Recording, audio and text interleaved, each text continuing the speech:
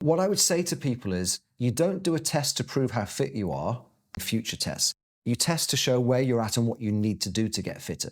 So you just test regardless, and you build up a picture over time, because you might be surprised at what makes you fitter or makes you worse. Sometimes it's quite amazing. People will go through a phase of, say, base work, and they'll get massive gains from it. And then you put them through really hard speed work, and they'll get no gains from it. Other times it's the exact opposite.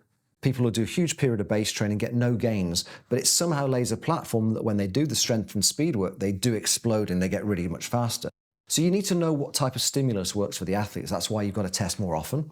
And also to keep some honesty in the mix so that the athlete can have confidence, which is, hey, I've only been averaging 1.5 runs a week for the last 2 months, but I've managed to hold the fitness I had. That's quite good, isn't it, considering I've been hardly running? So sometimes a win is standing still. So you just got to know where you're at. If you don't know where you're at, you don't know what training to do. And I think you've been a bit of a victim of this, especially with your bike. You've had probably 18 months of training and you've gone like this with your fitness. Yeah. So you're back where you were 18 months ago, and we don't know what worked for you or didn't work for you. So the point about testing, it takes away all your theories, all the articles you think you've read. It takes away the idea of trying someone else's training. It tells you what you need to do.